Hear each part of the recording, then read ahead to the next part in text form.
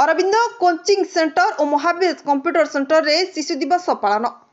Jagatsinghpur एरसमा block अंतर्गत ढिंकिया ग्राम रे थिबा अरविंद कोचिंग सेंटर और महावीर कंप्यूटर सेंटर रे शिशु दिवस अवसर रे एक शिशु महोत्सव अनुष्ठित हो जाइछि। कोचिंग सेंटर प्रतिष्ठाता श्री अरविंद स्वाई सभापतित्व रे छात्र छात्री मानक मध्य भाषण और गीत प्रतियोगिता करा जाई कृति छात्र छात्री मानकु प्रमाण पत्र और टिफिन प्रदान करा जाइछि। सुचित्रा मंडल और आभाराणी नायक को आदर्श छात्री 2024 सम्मान रे सम्मानित करा जाइछि।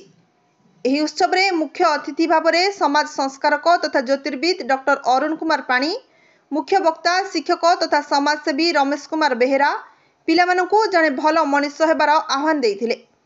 परिशेष रे शिक्षक सनातन बेहेरा समस्त को धन्यवाद अर्पण करी सभा सांग करिथिले। ଏହି କାର୍ଯ୍ୟକ୍ରମରେ ଶତାଧିକ ଛାତ୍ରଛାତ୍ରୀ ଓ ଛାତ୍ର ଅଭିଭାବକ ମାନେ ଉପସ୍ଥିତ ରହି କାର୍ଯ୍ୟକ୍ରମକୁ ଦାୟିତ୍ୱର ସହ ସମାପନ କରିଥିଲେ।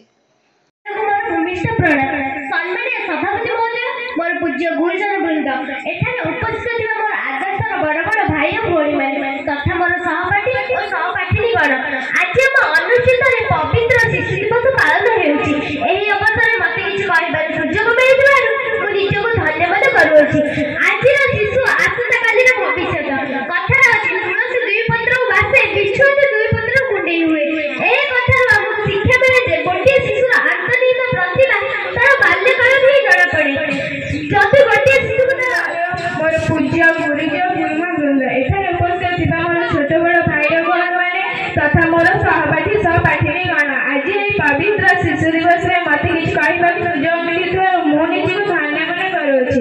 आम देशर प्रथम प्रधानमंत्री पंडित जवाहरलाल नेहरू का जन्म दिवस से 1899 मसीहा नवेम्बर मास 14 तारीख आलाहाबाद जन्मग्रहण करते।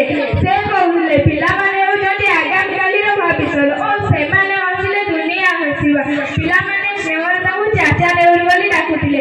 कथारे अछि तुलसी दुई पत्र बासे और बिछाती दुई पत्र कुंडे हुए। एथिरु हमकु शिक्षा मिले जे पिलाटीर अंतर्निहित प्रतिभा तार बाल्यकाल में जाणबे और बाल्यकाल पिलामानक भविष्य गढ़िया पई एक अलग कागजडी अछि। सेही कागजरे हम मन मुताबिक बा मन पसंद छवि अंकन करि परिबा। सेही छवि रे हम मन पसंद मार्जित तथा सुंदर करबा आवश्यक। जति गोटे शिशु को तार उचित मार्गरे तथा उचित समय बढ़ा जाए तेबे तार भविष्य चिर उज्जवल होबा। से हम देशर नागरिक भाबे सुपरिचित हेबा। 1964 मसीहा मे मास 27 तारिख रे ताकर मध्यरात्रि देहांत होइला। ब्यूरो रिपोर्ट धनुष एक्सप्रेस।